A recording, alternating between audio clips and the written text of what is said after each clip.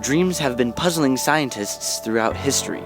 Their relevance, importance, and functionality within our brain is still being debated.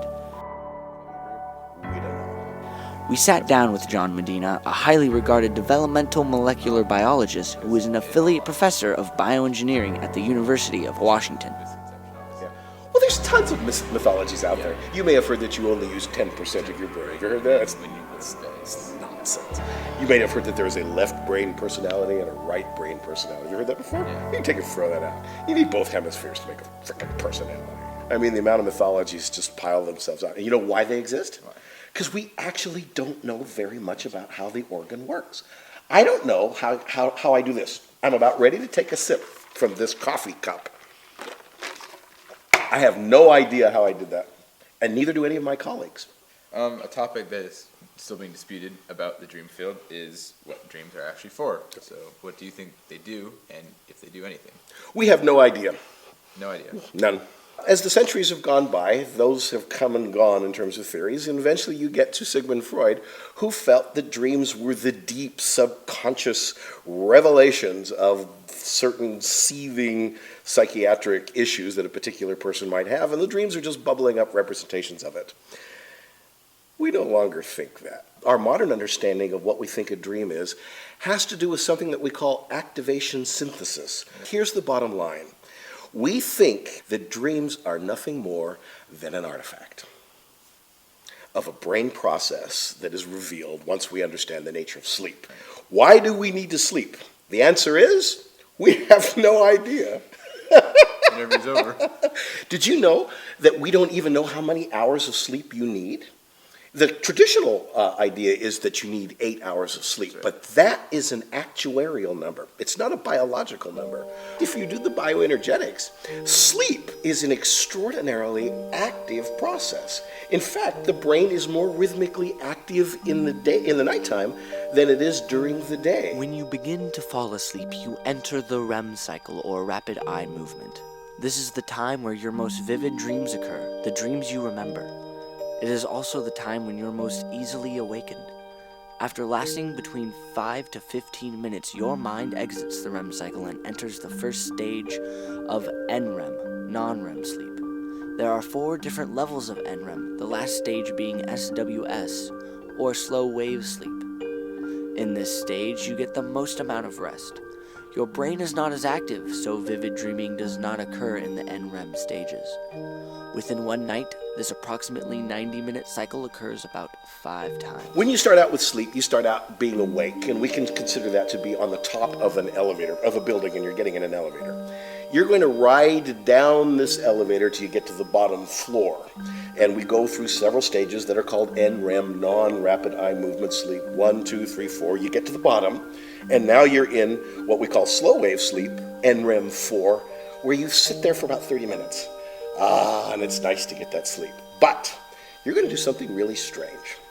After about 30 minutes, the elevator is going to begin to rise, and it's going to go through 4, NREM 3, NREM 2, NREM 1, and then it's going to get back nearly to the top, which we call REM sleep. Because at the time you get to the top, which is about an hour and a half into the process for most people, your eyes are moving up and down, and you're twitching, and you have very particular kinds of dreams in REM sleep, and you can be awakened very quickly. If all is well, you're not stressed. You may not even awaken at all, but you'll be there at REM, and your brain says, oh, okay, you can relax. Now we're going to go back down the elevator. We're going to descend down to NREM 1, 2, 3, just like you did about 90 minutes ago. And you're going to get back down to the basement again, and then you're going to go, when that's done after about 20, 30 minutes, darn it, if the elevator doesn't go back up. It goes. You know, you're going to do that a total of 5 times. There are 5 REM sleep patterns. When you go to sleep, you start replaying all the things that you had learned in the daytime that your brain thought was important. I can ask you a really good question. After you have memorized something, okay, you memorize it for a test, okay? How long does it take before your brain has fully consolidated the information in such fashion that it is infinitely retrievable and not subject to corruption at retrieval? You know how long it takes before you have fully consolidated a memory? 10 years. While it's moving around inside your brain, clanging around for 10 years, we have no idea where it goes. So we call it the nomadic phase of memory consolidation. We now know that that 10-year journey begins the night after you have learned something. And when you go to sleep, at very specific stages in that sleep cycle, your brain clicks on, it activates, and you begin repeating the information that you learned thousands of times at night. And because it takes 10 years, you have got a jumble of repetitions that are going on all the time. It's happening right now. Stuff that has happened 10 years ago, your brain is still thinking about. You don't need to sleep so that you can rest. You need to sleep so you can learn. If activation is just all this memory stuff that's being regurgitated at night, and that's part of activation theory, the synthesis part comes from a very interesting, puzzling thing the brain does that we actually don't understand very well. We are hooked on the need to try and make a narrative, for example. And I say this sentence to you: the king died and then the queen died. Your brain yawns. That's a boring sentence. It doesn't mean anything. But I can add 2 words to the end of that sentence and make the brain light up like it was the 4th of July. Here are the 2 words. The king died and then the queen died of grief. Now I have a narrative. Why can it be so different, but still very powerful? Because we create narratives. We do it at the drop of a hat. And we think the synthesis part of activation synthesis is your brain's machinery that wants to create a narrative out of anything, including 6 lousy words, when it sees this jumble of activity from stuff that happened 10 years ago or stuff that happened 10 hours ago, will unite it, push it together, create a timeline over it, and make a narrative from it. That is a dream. Lucid dreaming is the theory that one can take control of their own dream. This means that the dreamer has gained awareness that they are, in fact, in a dream world. There are many cases of people lucid dreaming in which they are able to manipulate the landscape and physical laws of their fictional dream world. Methods vary between how this is achieved, and even some scientists discredit this theory and believe that one cannot manipulate their dream and are only a spectator.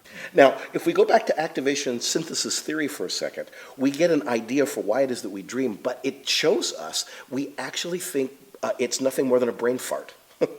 You are simply listening in on the activity that's going on in your brain, and that dreams have no more significance than the fact that you are listening in on a conversation that actually you aren't a participant of.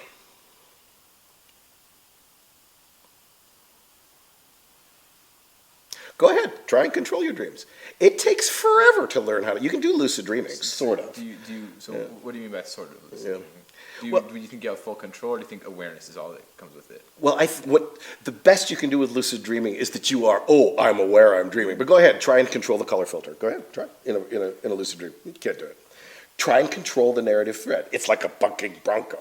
What lucid dreaming does is that it simply reintroduces the idea of conscious self into an otherwise unconscious wasteland. I actually think dream is an artifact. I think the activation synthesis theory has got some problems with it, and there are some things it predicts that have been shown not to be true. But I think for the most part, we're going to relegate dreams to the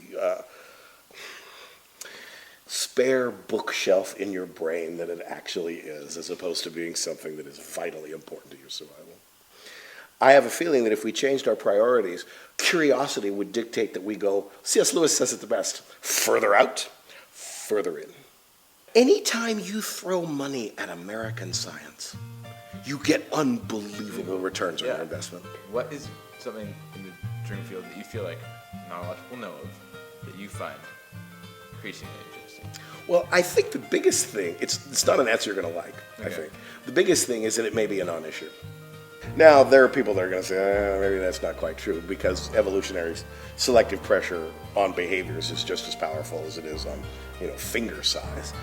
But there are lots of things that are also artifacts. You have an appendix. What's it used for? Nothing.